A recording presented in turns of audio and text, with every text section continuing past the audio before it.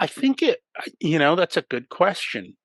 It For me, it was the desire to have. I associated success with money, and Mm. I associated respect with money. Warning: Damian Andrews' growing revenue and profit, if implemented, will put more money in your pocket. Please use with caution.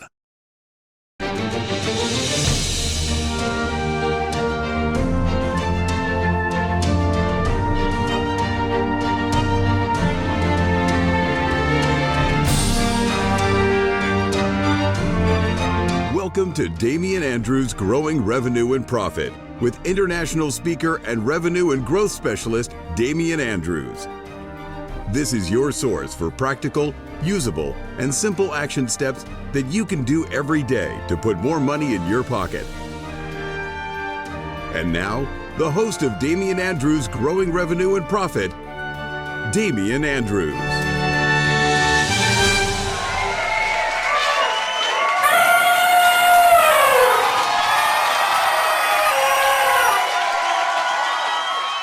And the crowd cheers wildly to the trumpeting blasts of elephants sliding through eyes of needles. This is Damian Andrews' Growing Revenue and Profit, the program that deals with all things that puts more cash in your pocket.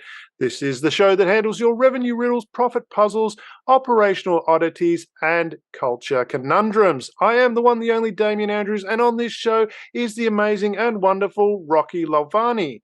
Now, Rocky grew up as an immigrant to the United States after his parents immigrated from India.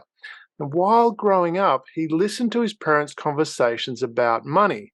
He's seen firsthand what it looks like to build a wealthy lifestyle from nothing through saving, investing, and spending wisely.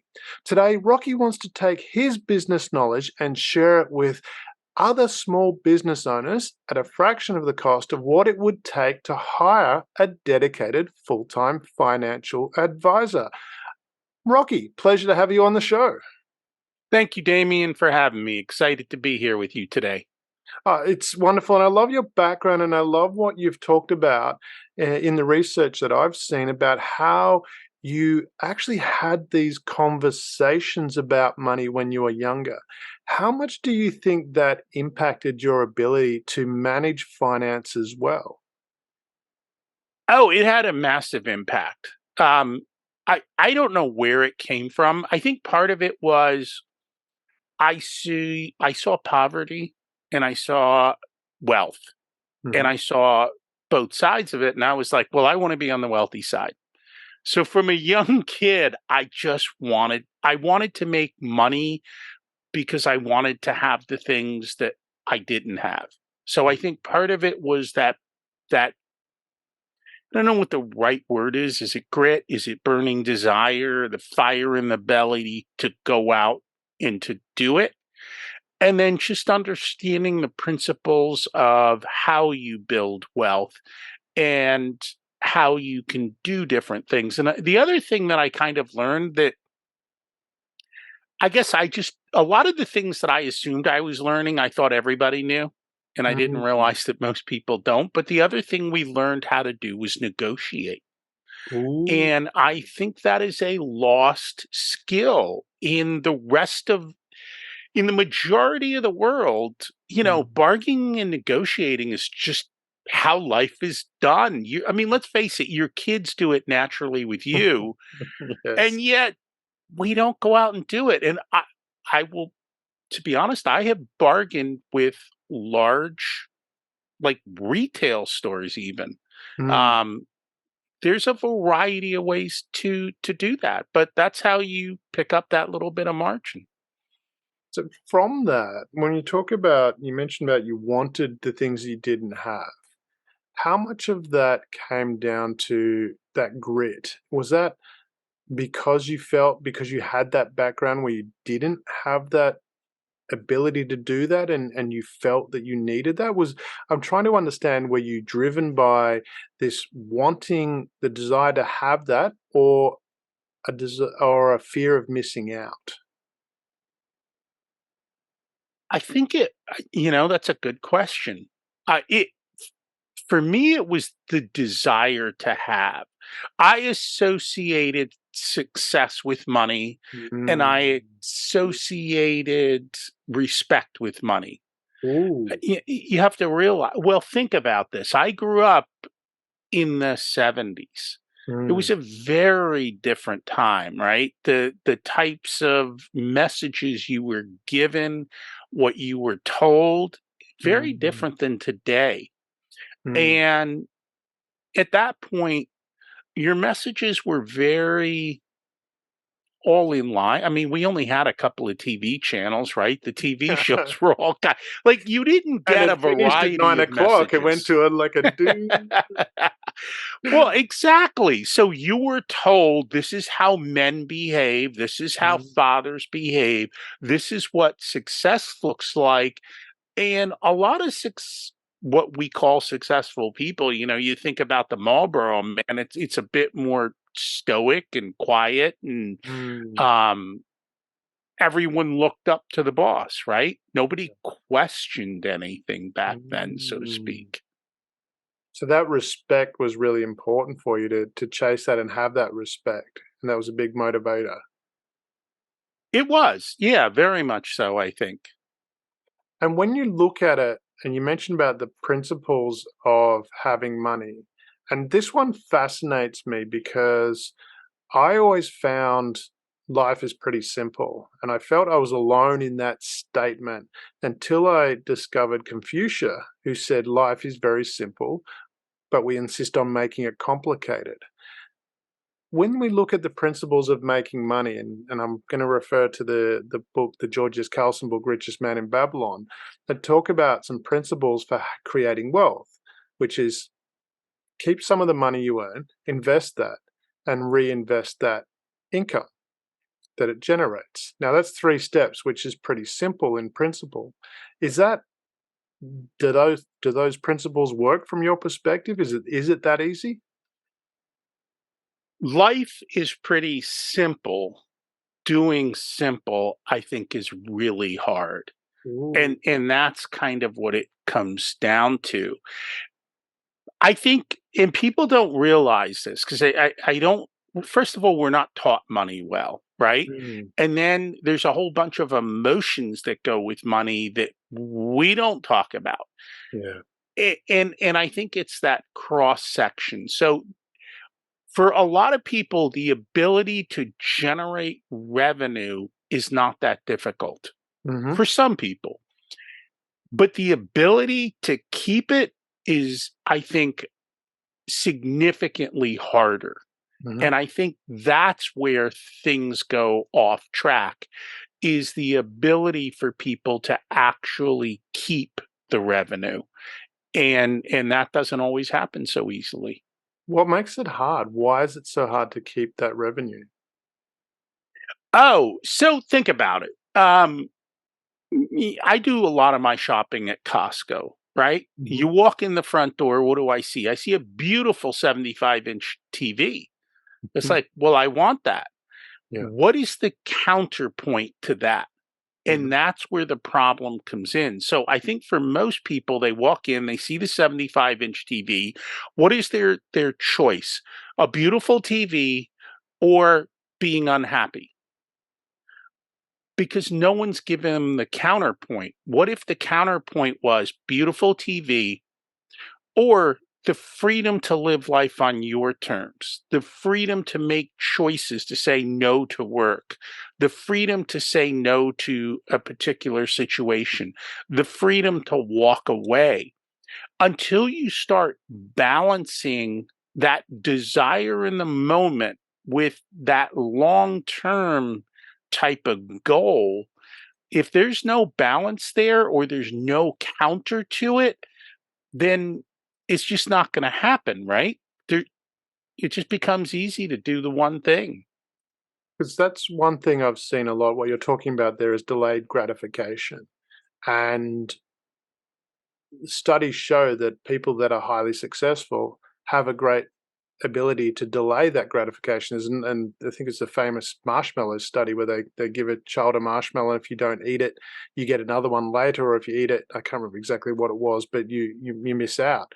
and then they studied the children, and then later on they went back to the people that could delay gratification actually went on to be more successful. How do you develop that? Is it something that you were taught from a young age?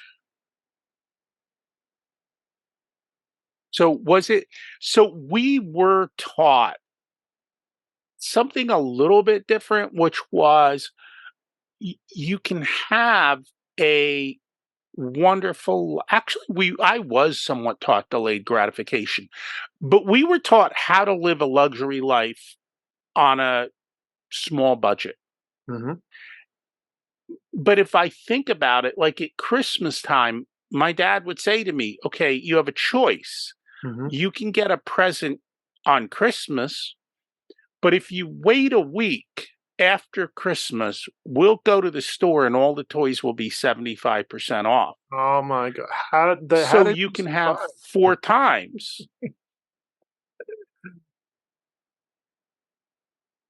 Sorry, go ahead. I'm just No, loving that what well, you're talking yeah, about there. That's what you're talking about is exactly that delayed gratification, is it not? Am I it is. And actually, when we did it with our kids, we did the same exact thing. Mm, So we gave our kids an allowance at a very young age, yeah. which then said, okay, if you want something, you can buy it. But Mhm. then we were able to then start to have conversations. Yeah. And the conversations were around, what does that look like? So, my son wanted Pokemon cards. Okay, Mm, we can go to the store, and at this store, they have 2 options for you. mm, You can buy a 3 or 5 pack and it costs this much, mhm, or you can buy the 10 pack and it costs this much.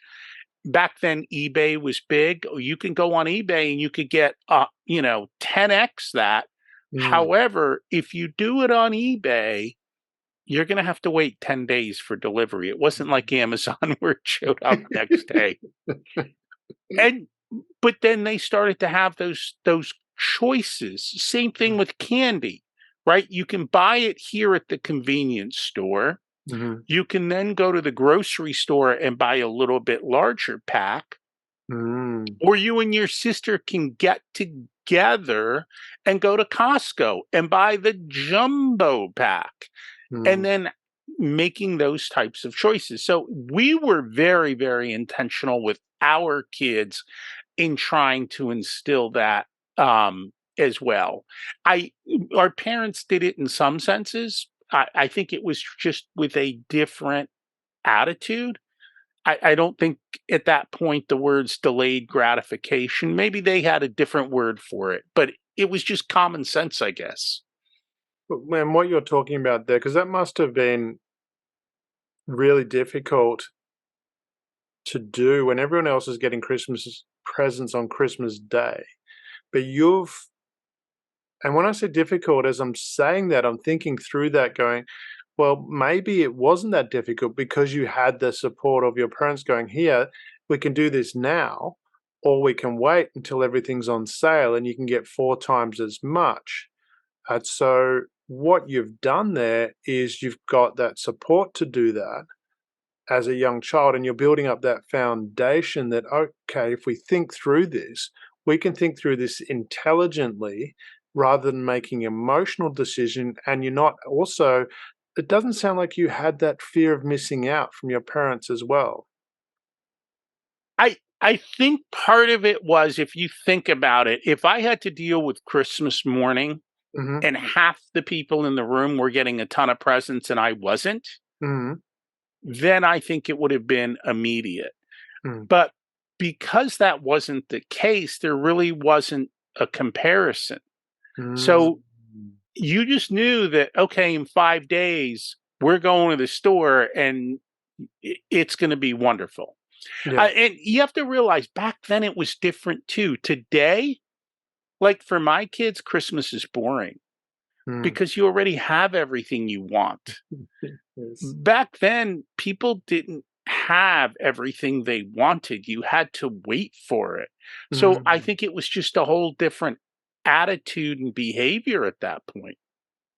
It's a good point that you mentioned because it's the same with my son. I mean, when I ask him what he wants for his birthday or Christmas, and I don't want anything. I'm happy. Um, I give him some money and he invests it. So, which is, Mhm. um, how do you translate that into business? How do you, when you're looking at a business, say, because you need to spend money, some money to make money. There are certain things you need to pay for, certain things you need to set up. Do you? Oh, Do you? Who good came question. up with this, "You have to spend money to make money"? Well, do explain. I like this. Well, so we have a very simple saying. Mhm. You don't need more resources, you need to be more resourceful. Ooh. So when we talk about spending money, yes, we could spend money, Mhm. but what is the timing of the cash flow? I Ooh. think what happens more often is everyone spends money up front, Uh-huh. turns into a bank, and loans money out saying, "Oh, you don't have to pay me for 60 or 90 days." And they get behind the curve. Yeah. And to get from behind the curve to the front of the curve is a very difficult walk. Mhm. When you flip it and say, "You know what? We're going to do this differently Mm. and we're going to look at it differently," you would be shocked at what opportunities will present themselves. And I just going to say this because this is not just tiny businesses. This is even the largest of businesses. Mhm. I think coming up with the right business model up front of how you're going to build your business, who's going to pay for it, and how you're going to do it is very, very important. Too often we run up against problems, and the simplest, easiest solution is to throw money at them. And when you have employees, when I was growing up, they had a saying, nobody got fired for buying IBM. IBM was the most expensive and it wasn't the best, but Mm. nobody wanted to get in trouble. Yes. So everyone would overspend and buy mediocre because that was the culture business created. And so I challenge that and say, do you really need to spend money to make money? So let's start with the basics of sales. Yeah. Why not just either pay for referrals, which Mhm. you don't pay until it's sold, Mhm. or you pay your salespeople straight commission? They Mhm. don't get paid unless they sell. So now we're not necessarily spending money to make money. Mm. We're actually getting paid, or they're getting paid after the fact and only based on performance. It's a mindset shift.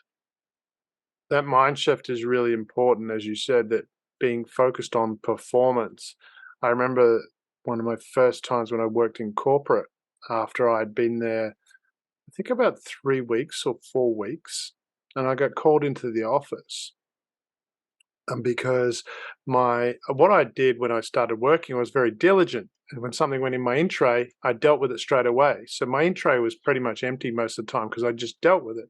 I got called into the office and says, "Well, it doesn't look like you've got much to do. What are you doing with your time?" I said, "What do you mean?" I said, "Well, we've seen your in tray is empty. Don't you have any work to do?" And I was shocked by that because I was being very diligent and performing what I thought was performing. I walked out of that office, grabbed a whole bunch of paper out of the trash and threw it in my in tray and left that there.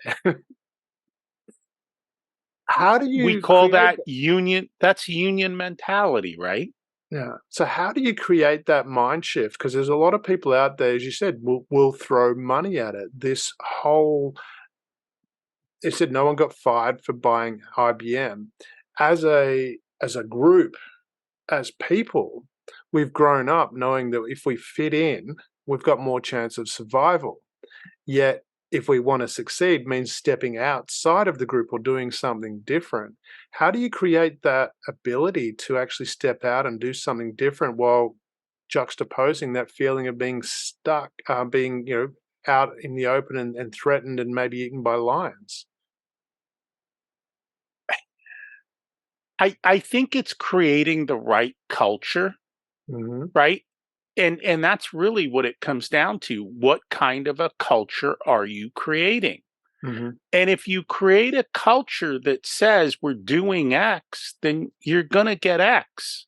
Hmm. And if you're creating a culture that a full inbox means you're busy and useful Hmm. versus actually completing the work, I mean, what would be smarter to do?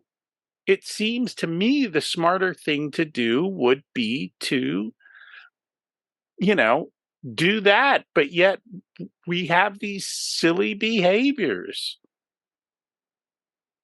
I agree. We do have these silly behaviors. And that comes back to that point we are talking about whether it's simple or easy. How do we stop those silly behaviors? And I'm going to refer to Einstein here. Einstein said there's two things that are infinite: the universe and human stupidity. And I'm not so sure about the universe. How do we stop ourselves from doing these things? Like you said, throwing money at it. How do we go, okay, let's look at this more innovatively? How can we do this without spending money? Most business owners are busy in their business. Hmm. They are not working on their business. Yeah. So you have to take the time to stop, to work on your business, and to create the incentives to get stuff done. I mean, if the incentive is, look, if you can do X every day, when you're done with X, you can go home. Hmm. What does that do? It creates an incentive to get smarter, faster, better. Mm. But if you're going to pay per hour, well, now the incentive is to rack up the hours. And so you have to create your business model and the way you do things so that it's designed for incentives. And people, I think, this all comes back to emotion. Well, all my people are leaving at half a day. Yeah, but you're making a ton of money. Who cares? Yeah. Right? Why would you be upset at that? And I don't know how to change human behavior. But you've got to, I think you have to build a culture and then you have to model a culture. Mm. And too often business owners, they don't build a culture because we're too busy building a business, right? They don't build the foundation. And we all know you build a house without a foundation, what's going to happen? It's going to collapse over time. These are the foundational blocks. So when you sit down, we say every business is a math equation. You got to figure out the math equation for your business. When you sit down and you build your business, if you take the time to build it right, build the foundation, then business becomes easy. Mhm. Most people don't do that. They want immediate success or they don't take the time to build the foundation, which it takes forever. It looks boring. Like you don't even see, it's like nothing's happening. Mm. And yet, when you skip that step, you get behind. And once you get behind, trying to go from behind to in front is a difficult, difficult slog. That foundation, what are some of the keys that you would say are the foundation that you need to be focusing on and building it? And I get the conscientiousness around that. I 100% agree. If you're going to do that, doing that boring stuff, but to build that foundation, what are the keys in the foundation that you think any business owner should have as they're starting their business? So I think there are different segments to this foundation. Hmm. So let's start first with the right people in the right seats, with the Hmm. right skill set and who want to do the job. Too often we hire people because they're good at a skill, not because they fit in with what our company does and how we do things. Mm. So you're hiring for skills and not for your culture. That creates problems. That's where eventually someone gets let go and everyone goes, oh, thank God you finally did that. And the business owner's like, why didn't you tell me a year and a half ago this person was creating all these problems? Yeah. The second thing is the math of your business. So when we look at a business, we start with the beginning. And the beginning is, how are you going to generate interest in your business? What kind of systems and processes bring people essentially, let's call it, to your front door? What does all of that cost you to build, to maintain, and to run? So let's just say this. If your entire business is built by doing a ton of advertising, guess what? Chances are, if you don't have a way out of that, you're always going to do a ton of advertising, which gets very expensive. Mm. So how are we generating leads? The second thing is, once we get a lead, how good are we at converting and following up with all our leads to turn them into a client? Mm-hmm. How much are we charging the client, right? How often does the client buy? What are our profit margins? What does that revenue look like? A lot of times you'll talk to a business owner, well, I'm going to generate $1 million in revenue. Great. How are you going to do it? I don't know. We're going to sell stuff. Well, let's sit down. Let's figure out, if you're going to charge X, how many units do you need to sell? Oh, does that look reasonable? Yes or no? Too often we start off on a journey that was unreasonable to begin with. And so I think that's part of it. Too often we don't reimagine our business and rethink our business. So it's always like more, more, more. Well, if you keep doing more and more, you're working harder and harder and you're making less and less. As a matter of fact, when they looked at large companies, what they found was that 20 to 30% of what they did produced the majority of the profit. Yeah, 80-20 rule. 80-20, right? Which 30 to 40% of what they did lost money. And then the remaining amount was breaking even. So if you were a smart business owner and I came to you and said, okay, now think about this, and you might have to breathe in the moment. I want you to get rid of 80% of your sales. I guarantee you'll make more money. Most people are going to flip out. If you're the CEO of a public company, you're going to get fired. Right? Wall Street's going to tank your business. But yet that is what needs to be done, is that kind of boldness and thinking. Stop wasting your time. The second problem with all of that is, where is the 20%? You've got to take the time to figure that out. What are the products that are generating all our revenue? What are the phone calls that keep coming in that they are begging us to do something and we go, no, we don't do that, click, right? How often do we turn away super profitable business? How often are we racing to the bottom instead of racing to the top? Like right now, I don't know what's going on around you. Everyone's talking recession.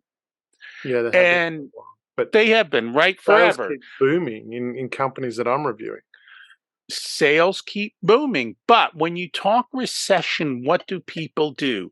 They race, oh, we have to lower our prices. Oh, we have to do this. Oh, we have to do that. How many people during a recession realize that recessions are where you grow market share? And rather than looking down and racing to the bottom, look up.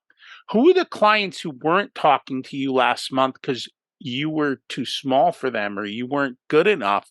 All of a sudden, they're looking to cut costs, and now you become the winner. You become the hero. And if you've got the cash to get through the recession, right, then you survive when everyone else is falling apart. That's when you act like, when times are great, everybody's advertising, right? You become noise. When times go down, nobody's advertising and your advertising becomes gold. That's when you have to go forward. How many people have the courage when things are going bad to push the lever forward? and say, I'm going to step up while everyone else is stepping back. Well, this is what I wonder about because I've been doing, and I've got that in a couple of earlier podcasts, where McDonald's CEO came out and said, we're spending big on improving innovation. We're focusing on our, changing things so our employees can actually understand the market better.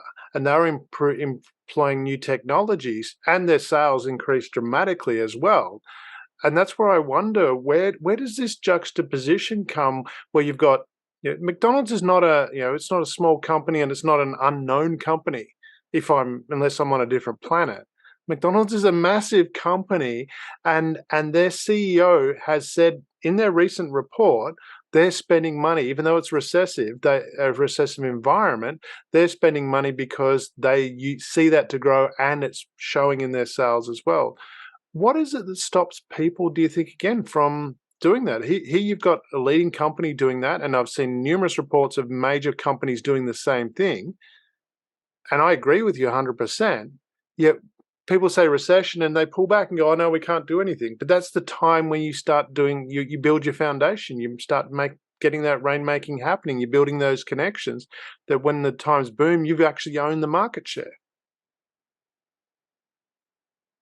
This is the way we've always done it. Don't you know that? It's resistance to change. Again, it comes back to the culture, right? The culture at McDonald's came down to a CEO that says, we're going to do things differently. Ooh. We're going to innovate. We're going to step up. Let's face it, they, like everyone else, have a labor problem. Okay? How do we eliminate the labor problem? How do we do things differently? How do we also keep up with demographic shifts? Young kids don't want to talk to a cashier. They want to get on an app and they want to order their food and pull up and just be handed a bag, right? They want to pay electronically. If you're not making those changes, then you're losing out. They are stepping up while you're stepping out. And that is just the reality of it. And you have to decide what you're going to do in those situations and how you're going to do it. But here's the real thing of McDonald's, right? Do you think McDonald's makes the best burger? No, you don't have to answer that. But the point is, I've eaten McDonald's. You don't have to be the best, right? But what do we all try and be? Like, do we really understand what our customers want? McDonald's understands what their customers want. If you walk into 10 different McDonald's, are you basically going to see the same systems and processes working the same in all 10 of them? I love where you're going. So okay, I've lost your picture as well, but I love where you're going. How important is it to set up these systems and processes so that you do deliver that consistent service? How important is that to the success of a business? I think systems and processes equals profit. They equal cash flow. They equal all of that. And if you haven't done it, then you're in trouble. And that's the problem. Because I want to come back to a couple of points you mentioned. You mentioned about the 80-20 rule. And I know that from experience through a number of companies that I've worked with, and a particular, which weren't a client of mine, but they were 3 plumbers. Now, your video's back. It's all good. The 3 plumbers, and they had a $15 million turnover business, plumbing business. They got rid of a third of those clients because they were working flat out. They were pain in the butt clients. Their turnover dropped to 10 mil, but as you mentioned before, their profit went up. They had more time and they made more money. So this ability to actually focus on what is the important areas to work on. How does someone identify that? What can they do to identify these are the more profitable clients? And I'm going to refer the ones that are pain in the butt to my competition.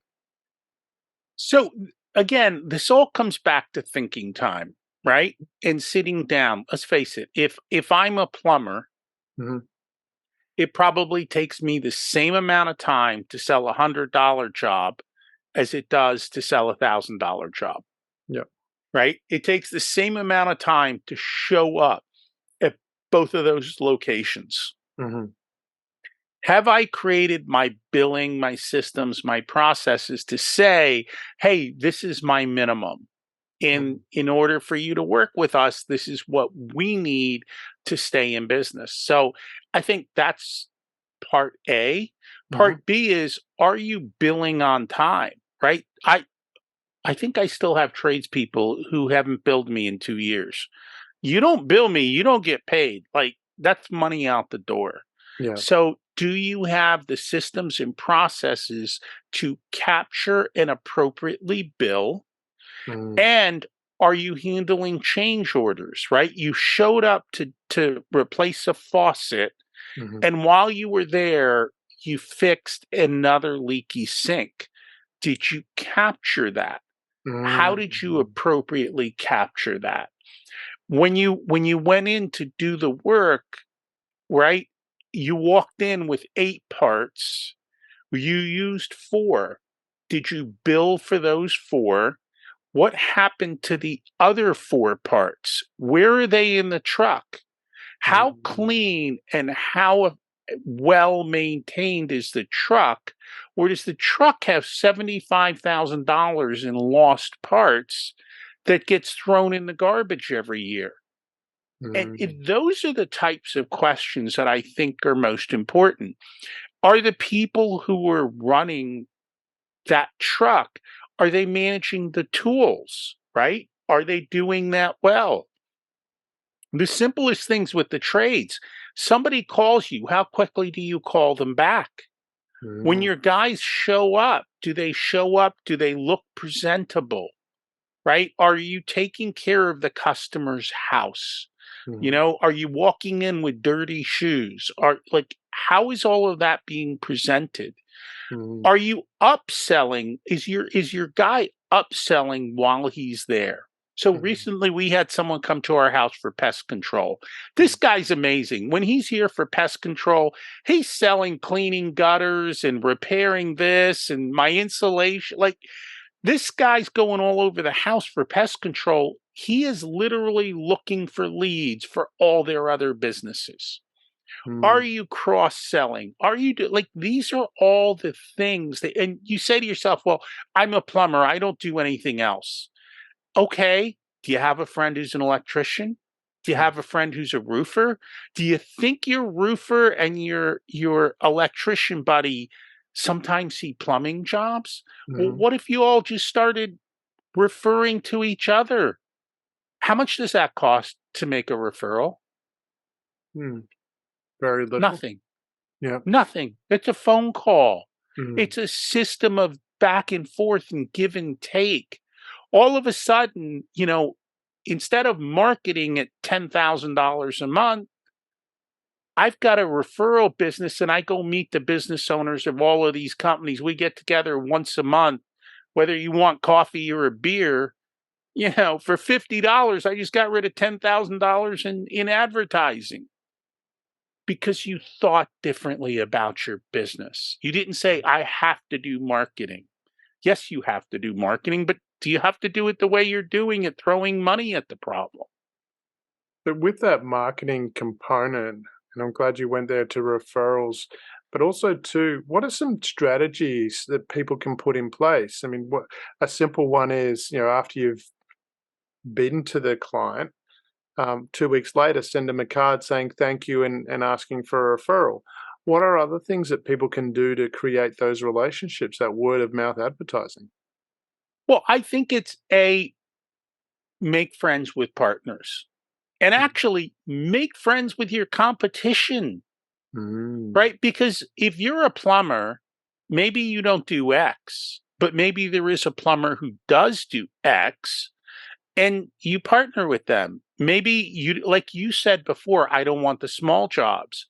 Mm. Well, partner with somebody and keep sending them leads for small jobs, and maybe they pay you a referral bonus for all those leads, right? Or maybe they refer back to you for bigger jobs that they can't handle. You got to figure it out for you, your situation, your market, your unique situation. Don't do what everyone else is doing because they're doing it. Do what works for you, your market, your situation, your particular place. I think that's the more important thing. And how does someone find the time? You mentioned about working on your business. And I've seen that with a close friend of mine did that with his business. As soon as he switched to actually working on the business, it changed its performance dramatically. How do you actually find the time to do that? Because running a business is pretty full on. It's pretty busy. How does someone find the time? Why is running a business busy? If you're that busy, it's because you're putting out fires. It's because you didn't build your foundation and you're dealing with everything that comes up Mm, because you didn't create the system like McDonald's did, mm, right? Oh, the French fries are burning. Well, of course the French fries are burning. You didn't say cook them for 3 minutes, and here's a dinger to remind you to pull them out in 3 minutes. mhm, You're busy because you didn't get out of your head and properly train your people. You didn't create the systems and processes. You didn't build the foundation. And so now every time the wind blows, the house moves and you've got to move it back. So mm, you're wasting all your time. You don't have good measurement systems in place to say, is this good? Is this bad? And going right back to where we began at the beginning, you don't have time because you have a full inbox, because a full inbox means you're doing a good job. Coming back to that beginning as well, hiring good people, because you mentioned that at the start. One of the things is finding people that have the right character. How do you find that? How do you actually go through that process of finding the people that are actually have that right character as opposed to having the right skill, so to speak? So again, it comes back to building a culture where people want to work. I just heard this joke the other day. This man, he spent 20 years looking for the perfect wife, and he finally found the perfect wife. The problem was she was looking for the perfect husband. It wasn't him, right? How do you create a culture that people want to work for, where they feel valued, where they feel part of a bigger picture, Mm, right? What are you doing? Are you just a guy who does plumbing, or is there something bigger to what you're doing? I think the one of my most favorite examples of this is there is a baseball team in America. It's a small team. It's called the Savannah Bananas. mhm, They literally looked at the economics of running a minor league baseball team and they realized there is no business model here. mhm, How do we recreate our business model to actually make money? And what do we really deliver to people? Now, I'm going to say something that might insult some of you, but baseball is very, very boring to me. People want to be entertained. They turn their baseball game into entertainment. mhm, They open up ticket sales, they sell out. They make money more than some Major League Baseball teams. mhm, They've got a line of people who want to work for them as a teeny little company. Why? Because it's fun, because mhm, it's exciting, because they believe in the vision. But if you haven't created that, going back to the trades, do you respect your people? mm, Right? Do you treat them well? Do you make them say, "Hey, we're not just, doing plumbing. We're we're letting people, eat every day. We're letting people have a bath. We're letting people go to the bath." Like we're creating that experience for them. What it's the story of right building a cathedral. mm, The first guy says, I'm laying bricks. The second guy says I'm building a wall. The third guy says I'm building a cathedral. right? Mm, What's the vision you're creating? They're all doing the same thing. mm, How do you do that and how do you build it? And this stuff, again, it's not easy. It takes time. Building the foundation is slow and tedious. But if you don't do it, then you're always on fire. You're running around like crazy all the time and going, how is it that I've got, 7 figures in revenue and there's no money in my pocket? Well, mm. that's how. And that's the reality of it. What you're talking about there, I mean, I talk about it in the companies that I work for, is creating a compelling future, creating this vision for something bigger than yourself. It's beyond what the gizmo is or service that you're offering. It's how you're impacting the wider world. But how does someone choose that? How do they choose what the impact is that they want to have? I guess you have to figure it out for yourself, right? I can't tell you how to choose your impact, can I? I mean, then you're Are there any following tips my as to what path. someone should do? As in, is there a way of finding that out? Or is it just something you intuitively choose as a business owner? There are tons of business books that are all about how to create your values, your mission, your purpose, and all of those things. I think you have to come back and create a business that you're creating for the love of doing the business. So take me, for example, right? The work I do, I have no competition Mhm, because A, I'm unique. B, I happen to love what I do. So I'm gonna keep making myself better mm, regardless of whether I make more or less or whatever, because I've figured out that fit for me. mhm, I think that's what it is. It's figuring out for you. Too many people are following somebody else's footsteps, mhm, right? We've mhm, talked about McDonald's a lot. I'm going to build McDonald's. No, you're not. You can't build McDonald's. You have to build your burger joint in your way that produces something different the way you want to bring it to the world. Now, can I use a lot of the principles McDonald uses? Absolutely. You mhm, can. We can use the principles, but you've got to create your vision. mhm. If somebody came out with McDonald's, like everyone would laugh at them, right? Yeah. They wouldn't show up, even if it was better, because it was a copy of something. How does have we not learnt that? I look at it. My dad, he worked in the same organization his entire life. That was what he grew up with. It wasn't thought to go out and do anything different. Whereas I'm different. I can remember my tax file number or social security in your because I've applied for so many jobs before when I was younger. I just did so many different things. I filled out that form where I had to put my number in. I still can remember it from back then. But I'm wondering from that shift where we went from that environment where you stayed in the same job because that was secure to now where we've got out and we've got all this choice. We have a huge amount of choice, but we don't seem to have taught people how to make a decision.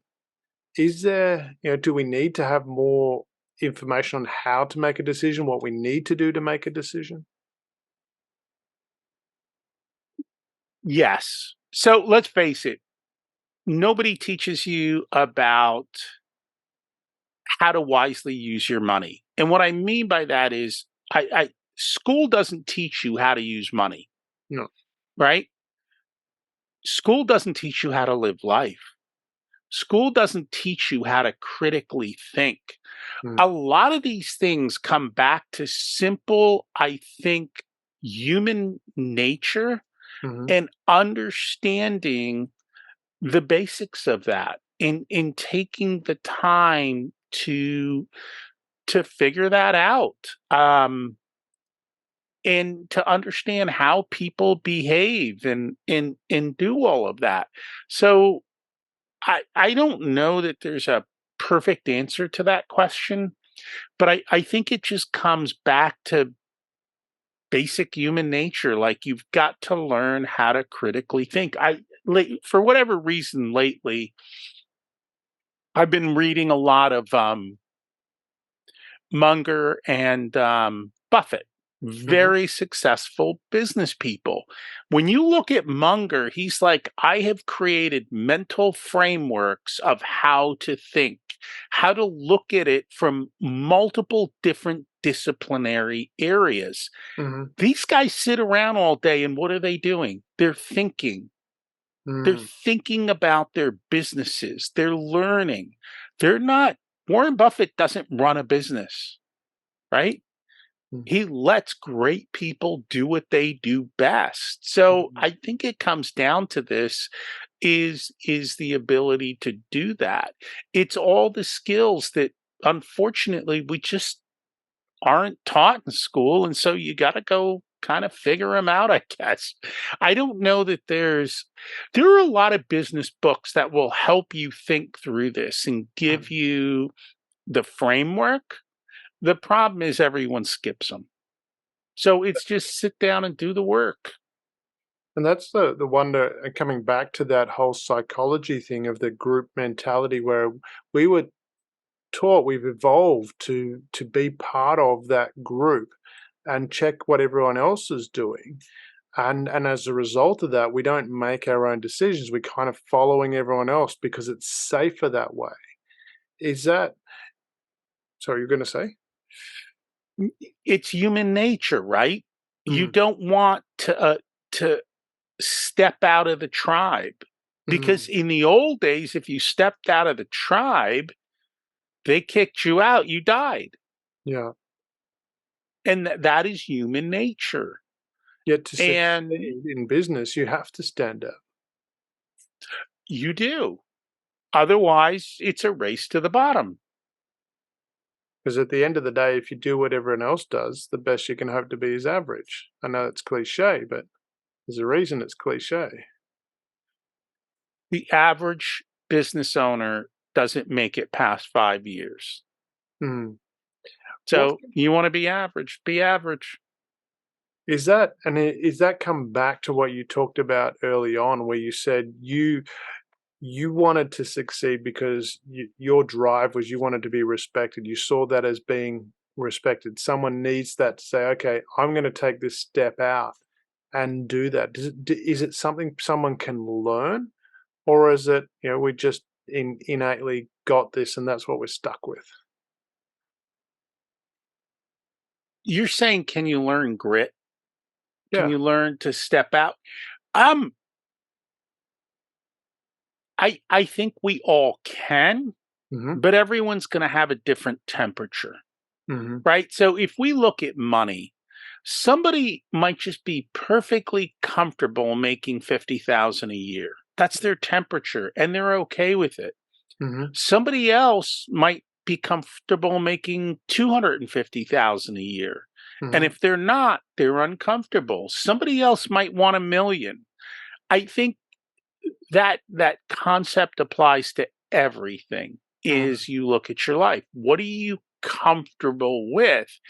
And it's okay to be comfortable at 50,000, and there's nothing wrong with that. But then you're probably not the right person to run the business. That's $1 million business, because that's just not your desire, your makeup. I mean, I always think of the world of ants, right? And Hmm. ants, each of them have their own kind of purposes. They're the ants who march in the straight line. Then there's the explorer ants, and then there's the I don't even know all the things, but they all have different functions. And I Hmm. think what happens in the world is we all look at social media today, and we all try to be what we're not, Mm. So that right? comes We're back to, chasing something. well, that's what I'm wondering again from that perspective. Do we need to step back from that? I know my own personal journey. I turned my phone off onto silent, basically everything in my emails. I don't get dings. I don't see how many unread emails I've got. I turned that off 8 years ago. And it's dramatically changed my time management because I'm not getting interrupted all the time. Um, but do we need to do that? Do we need to say, hey, I need to step out and decide what's right for me? Do we need to step out? Yes. My phone is also on silent, so it does not ding. I actually implemented a new email system that now sorts my emails for me automatically. So I only see the top emails that I need to see on a daily basis. Everything else I choose to see when I choose to see it.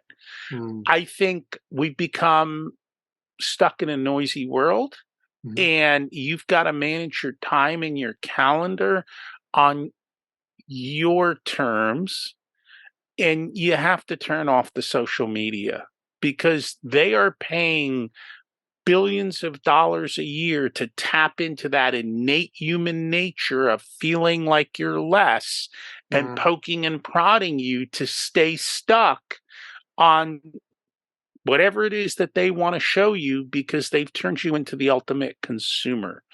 And Mm. it doesn't matter where you are in the spectrum. We are all human. We all behave at the same way.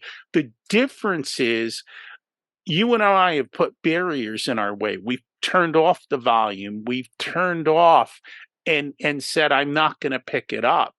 Mm. But that doesn't mean we aren't attracted to it, right? You can still get sucked in, Mhm. but it's creating more barriers, making it harder and preventing it from happening. But we're all still running on the same basic human nature.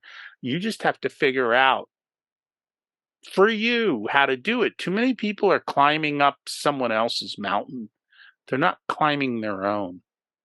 And from that, creating that mindset as well, we talked about that a few times throughout this. Is there any mindset shifts that make a difference? An example from my own life is I had a mindset where I would spend less than I earned. Um, and to be honest, that sucked because I never had enough money. And then I made a shift. I went, I'm going to earn more than I spend. And all of a sudden, all this extra income came in that hadn't been there before. Are there simple hacks like that that we can do, different mindset shifts that you've found that worked for you? So, out of curiosity, before you made that shift, did you not think you could make more money? I'm not exactly sure what it was, but I always felt that I didn't have enough to do the things that I wanted to do. There was always more. And when I shifted and went, I'm going to earn more than I spend, there was always more. Just things happened where when I might have a sudden expense that came in, and there were certain areas, times in my life where I had certain things that come in where I wasn't expecting that, but I would get the clients at that time to cover it. Extra revenue would just come in magically to suit that. So it was an unconscious attraction somehow. I don't know exactly how it worked, but it did. I think the universe will give you what you want, Hmm. but you have to want it. You have to ask for it, Hmm. right? And it could, we'll go a little bit biblical, but there's a thing that I read. It's like he said, I ask people, tell me what you want, and I'll give it to them. Everybody tells me what they have. They don't tell me what they want. And there is the concept. I think too many people are stuck within their own prisons. Mm. They create their own walls. Going back to, like I said before, the person who's happy at 50,000 has said, my number is 50 and Mm. I'm content within this number. And if you tell them they could make 250, they're like, oh no. And if they get 250, it's the same thing, right? You take that guy who's making 50 or woman and they win the lottery. In Mhm. 5 years, they're going to be back to 50. They're going to blow it all Mm. because that's their comfort level. Mhm. Until they change their comfort level or the way they look at it and they change their mindsets and their programming, nothing is going to change. So that comes down to doing that. There's plenty of books on mindset. Um, there's plenty of books in psychology. As a matter of fact, what you'll start to learn is when you start to read all of these things, you're like, oh, these are universal laws that apply everywhere, right? Gravity works on Earth, it works on the moon, it works everywhere on Earth. It's the same. Mm, What are the universal laws? Well, one of them is you have to spend less than you make.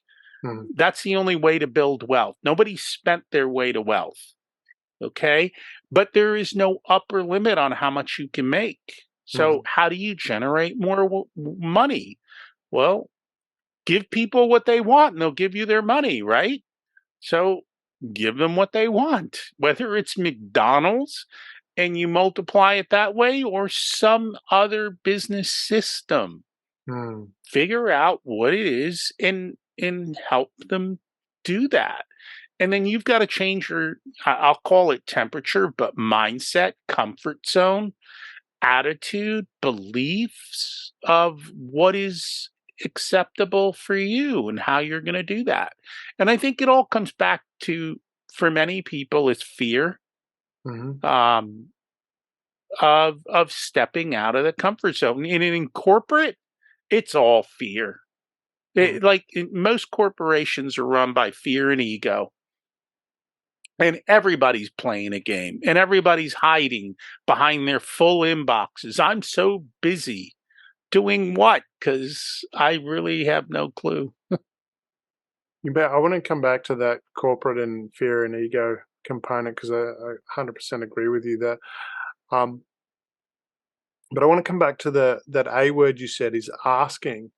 Um, how important is it for an organization to have very clear goals, and how do you go about setting that up? The first one's a rhetorical question, really. How important is it? Because it's very important. But what's your take on that? And how does an organization go about setting goals? Because there's a lot of books out there on goal setting. A lot of it's personal, but the same principle applies in business. But from my experience, not many companies actually have very clear goals. They may not. Well, so you have to have clear goals, but I think you have to take the goal down to the person, Hmm. right? I'm a big fan of the book Traction. One of the things in Traction is that every person has a number. Hmm. And what I tell my business owners is you have to get the right number for the right behavior for the right person. So I know these days people don't answer phones, but if I had a receptionist, the goal for the receptionist might be to answer every call on 3 rings. Hmm. In sales, salespeople have sales goals. So Hmm. for them, it's a little bit easier. The problem is when you give them the wrong sales goal. Hmm. So if I give somebody $1 million sales goal, but I give them the ability to discount 25%, do you think the sales rep cares whether he does or doesn't discount 25%? He might be giving away all your profit margin to hit his $1 million goal. Hmm. And I've heard that story told where the business owner is sitting around the room and everybody made their goal except the business owner Hmm. because they gave them the wrong incentives, Hmm. right? In going back to your story at the beginning, the goal was a full inbox. Hmm.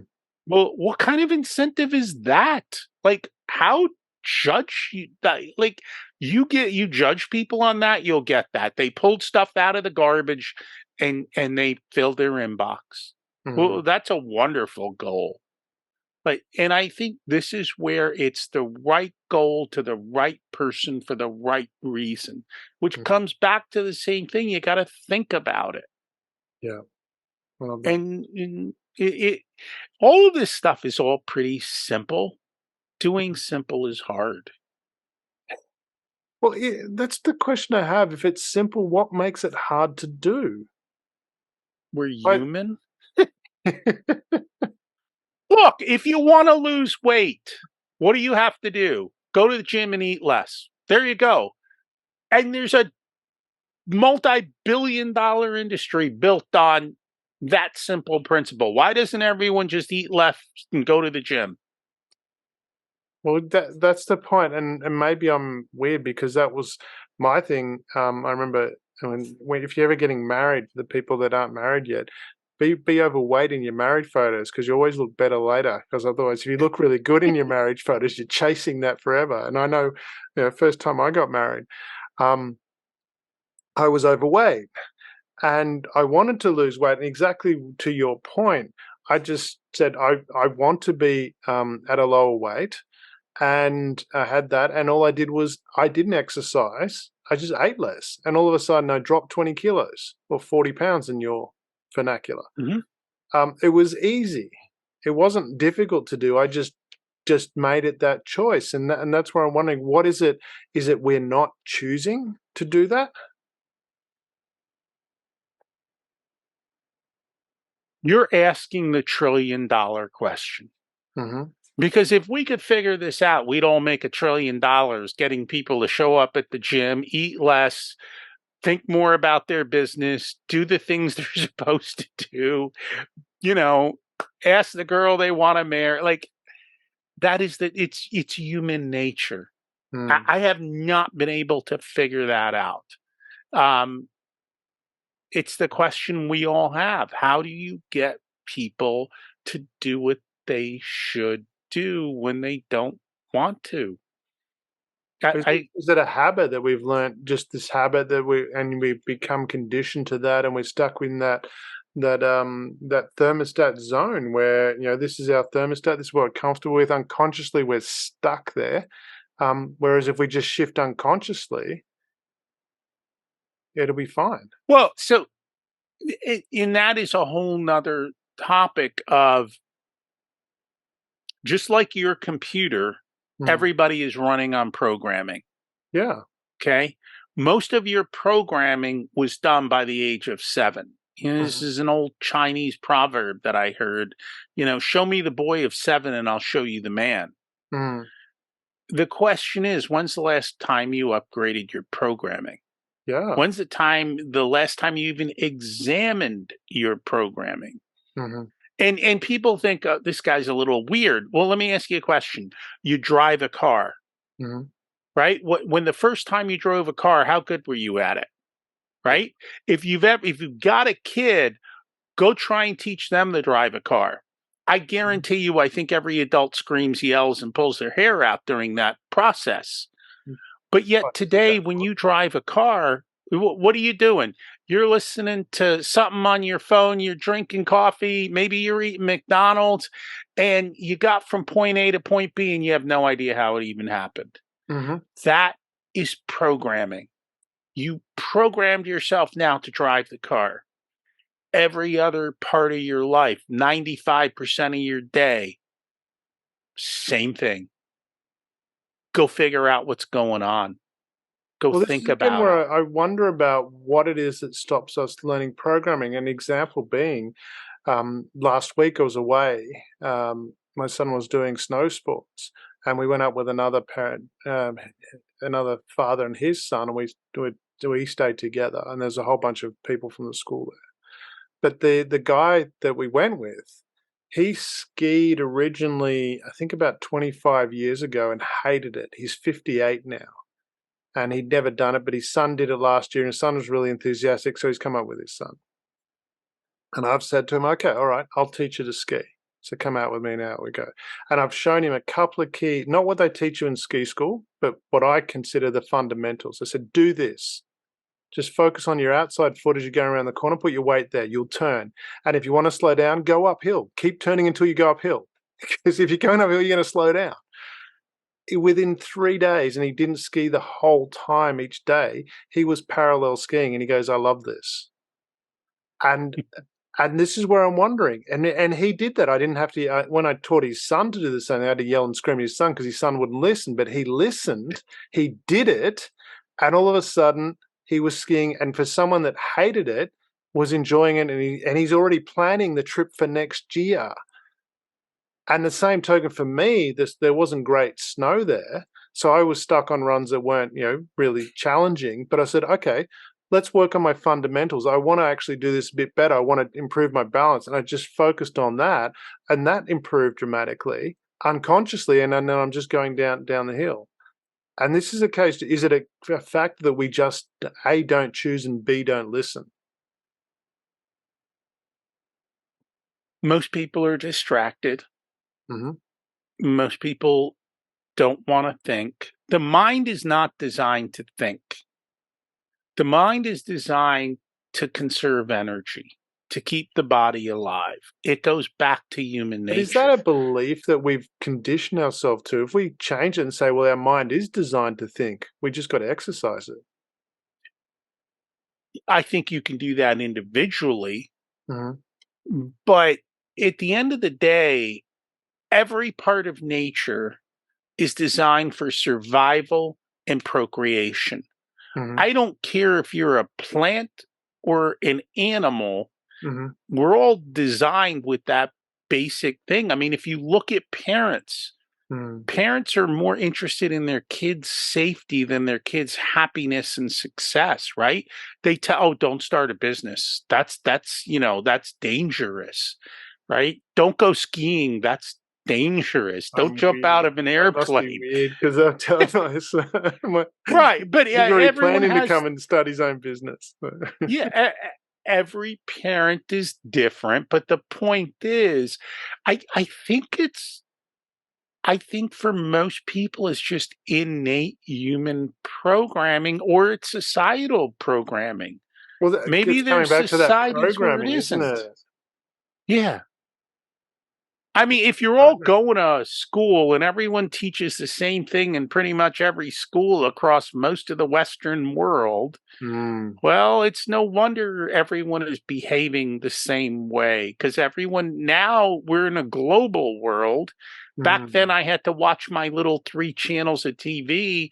Today, we're watching a global channel of how you're supposed to behave mm, and who's weird and who's not weird. Nobody wants to be weird and not fit into the clan, right? mm. Now there's more and more clans, so people get to But is that the find case? their own I weird. mean, I understand where you're coming from because, and I had that, and I have to be very grateful to my mum when I was growing up because, as much as I hated as when I was a kid, she used to say, "Don't doesn't matter what anyone else thinks. Do what do what is right for you." And it used to annoy me because she'd wear these beanies before beanies were cool, and I hated it because it was embarrassing. But as an adult, I found now that I do that, but what I've also noticed in doing that, just being me, and maybe because I've got good intentions as well and do it with a smile, I find so many people go, oh wow, how amazing, you're doing that." And I'm just going, well, I'm just being me and having fun. You're being you, Mm, right? You yeah, chose to be you. You chose to turn off the phone. yeah, You chose to be different because your mom programmed you different. yeah, and which is really annoying when you quote your parents and realize the wisdom they had. Uh, but, but And you know what? How often do you look at as you get older in life? You're like, oh my god, I became my father, right? yeah. Yeah. Well, there's some, and there are others I don't because, but I mean, but from that, this is what I'm wondering from this again. Do we need to this programming? Do we need to reset and have more out there that hey, it's not hard. You can choose to make it hard, or you can choose to make it easy.